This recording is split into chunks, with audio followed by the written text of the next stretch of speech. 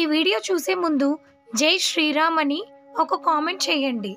మీ ఇంటి దగ్గర కానీ ఏదైనా దేవాలయంలో కానీ ఆవు కనిపిస్తే ఈ వీడియోలో చెప్పే ఆహారం పెట్టండి.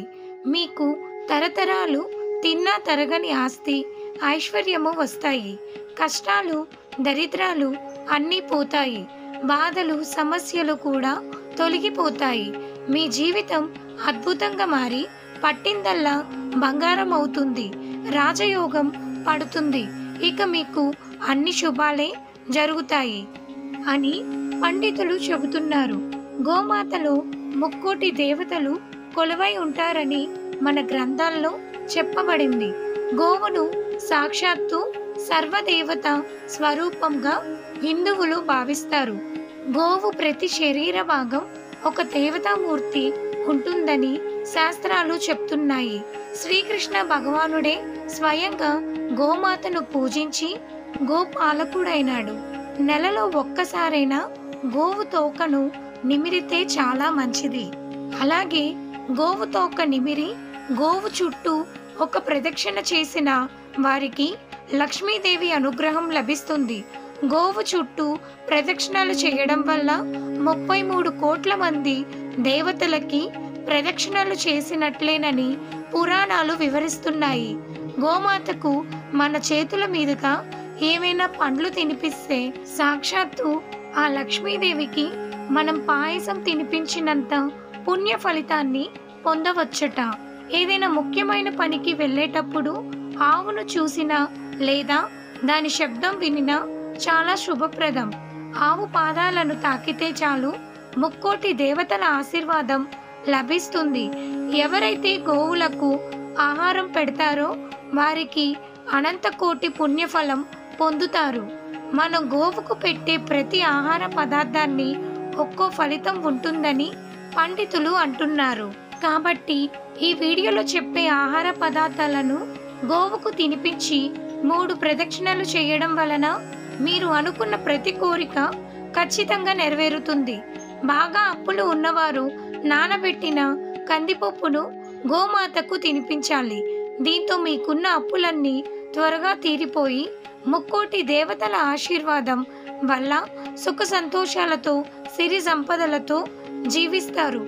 కుటుంబంలో కలహాలు ఉన్నవారు, అస్తమానం కుటుంబ సభ్యులతో గొడవలు పడుతూ ఉండేవారు గోమాతకు నానబెట్టిన పచ్చి శనగలు తినిపిస్తే మంచి ఫలితం ఉంటుంది.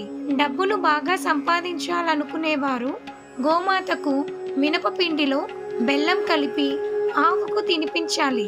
ఇలా చేస్తే మీ ఇంట్లో ధన ప్రవాహం పెరుగుతుంది. గోమాతకు నానబెట్టిన పెసరపప్పు తినిపిస్తే మీరు తెలియక చేసిన పాపాలకు విముక్తి కలుగుతుంది. మీ జాతకంలో ఉన్న శని దోషాలు తొలగిపోతాయి. నానబెట్టిన బొబ్బర్లను గోమాతకు పెడితే మీ ఇంట్లో ధనాభివృద్ధి పెరుగుతుంది. గోమాతకు బీట్రూట్, పాలకూర తినిపించిన ధనవంతులు అవుతారు. లక్ష్మీదేవి అనుగ్రహం పొంది ఐశ్వర్య ప్రాప్తి కలుగుతుంది. బీట్రూట్ను గోవుకు ఆహారంగా తినిపిస్తే మీకున్న అనారోగ్య సమస్యలన్నీ వెంటనే తొలగిపోతాయి. ఆకుకూరలను ఆహారంగా పెట్టడం వల్ల మీకు ఐశ్వర్యం కలుగుతుంది. గోమాతలకు నానబెట్టిన శనగలను తినిపిస్తే మీకున్న సమస్యలు అన్నీ త్వరగా తొలగిపోతాయి. మీరు చేసే ప్రతి పనిలో అడ్డంకులు లేకుండా ఉంటాయి. సంతానం కోసం వేచి చూస్తున్న వారు గోమాతకు వంకాయలను తినిపిస్తే ఫలితం ఉంటుంది. వ్యాపారంలో అభివృద్ధి కోరుకునేవారు గోమాతకు క్యారెట్లను పెట్టాలి. ఇలా చేస్తే మీ వ్యాపారంలో ఊహించని లాభాలు కలుగుతాయి. టమాటాలను ఆహారంగా పెట్టడం వల్ల వివాహం కాని వారికి వివాహ ప్రాప్తి కలుగుతుంది. అలాగే వివాహం అయిన వారికి వారి వైవాహిక జీవితంలో సుఖ సంతోషాలతో ఉంటారు. బుధవారం నాడు ఆవుకి పచ్చిగడ్డి తినిపిస్తే మీ ఇంట్లో ధనధాన్యాలకు లోటు ఉండదు. నానబెట్టిన కందులను గోవుకు ఆహారంగా పెట్టడం వల్ల మనలో ఉన్న కోపం తగ్గిపోతుంది. నానబెట్టిన శనగలు ఆహారంగా పెట్టడం వల్ల మనం కోరుకున్న కోరిక ఏదైనా వెంటనే నెరవేరుతుంది. రాగి పిండి, బెల్లము కొంచెం నీటిలో కలిపి గోవుకు పెడితే మన కష్టాలు అన్నీ తొలగిపోయి మనకు దైవానుగ్రహం లభిస్తుంది. అరటి పళ్ళు ఆహారంగా పెట్టడం వల్ల మీరు చేసే ఉద్యోగంలో ఉన్నత పదవులు కలుగుతాయి. అలాగే ఆర్థికంగా బాగా అభివృద్ధి చెందుతారు. గోవుకు బెండకాయలు తినిపించడం పెట్టడం వల్ల మనోధైర్యం కలుగుతుంది. దొండకాయలు పెట్టడం వల్ల అప్పుల బాధలు అన్నీ తొలగిపోతాయి. గోమాతకు గోధుమ రొట్టెలు పెడితే మీరు త్వరలోనే కొత్త ఇల్లుని నిర్మించే అవకాశం ఉంది. ఉద్యోగం రాకుండా ఉన్నవారు, ఉద్యోగం కోసం విశ్వ ప్రయత్నం చేస్తున్నవారు గోధుమ పిండిలో బెల్లం కలిపి గోమాతకు పెట్టాలి. అలాగే మీ పిల్లలు విద్యారంగంలో బాగా ఎదగాలంటే వారి తల్లిదండ్రులు గోమాతకు నానబెట్టిన పొట్టు పెసరపప్పును తినిపించాల్సి ఉంటుంది. మీకు ఎవరైనా శత్రువులు ఉంటే గోమాతకు పండిపోయిన దోసకాయలను తినిపించండి. దీంతో శత్రు నివారణ జరుగుతుంది. మీ శత్రువులు కూడా మీకు మిత్రులు అవుతారు. జొన్న పిండిలో బెల్లము నీటిని కలిపి గోవుకు ఆహారంగా పెట్టడం వల్ల తెలివితేటలు బాగా పెరుగుతాయి. అలాగే కోర్టు వ్యవహారాల్లో విజయం పొందుతారు. కొన్నిసార్లు గోవులు మన ఇంటి ముందుకు వచ్చి నిలబడుతూ ఉంటాయి. ఇలా నిలబడ్డప్పుడు కొందరు ఏదో ఒకటి తినడానికి ఇస్తూ ఉంటారు. కొందరు గోవులను తరిమేస్తూ ఉంటారు. ఇలా తరిమివేయడం చాలా తప్పు. అసలు గోమాత ఎందుకు అలా వచ్చి ఇంటి ముందు నిలబడుతుంది? గోవు వచ్చి మన ఇంటి ముందు నిలబడితే సకల దేవతలు వచ్చి మన ఇంటి ముందు నిలబడ్డారని భావించాలి. గోవును పూజిస్తే చాలు, సర్వ పాపాలు పోతాయి. గోవు మన ఇంటి ముందుకు వచ్చి నిలబడితే మనకు మంచి రోజులు రాబోతున్నాయని అర్థం. అలా మీ ఇంట్లోకి అకస్మాత్తుగా నల్ల చీమలు వస్తే మీ ఇంట్లోకి లక్ష్మీదేవి అడుగు పెడుతుందని, మీకు ఎక్కువ డబ్బు లభిస్తుందని భావించాలి.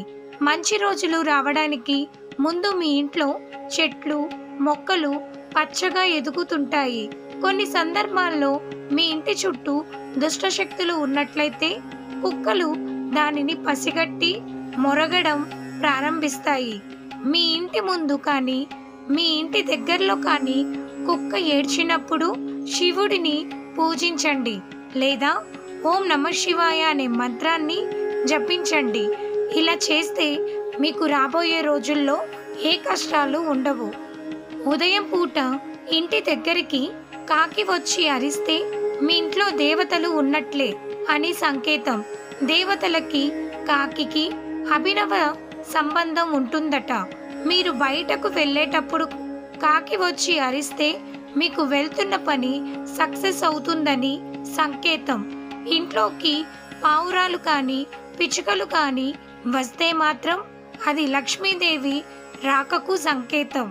తద్వారా మీరు ఆర్థిక సమస్యల నుంచి ఉపశమనం పొందుతారు.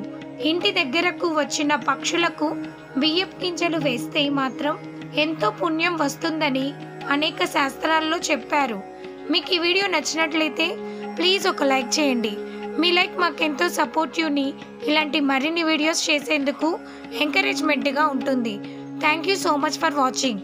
Please like, share and subscribe.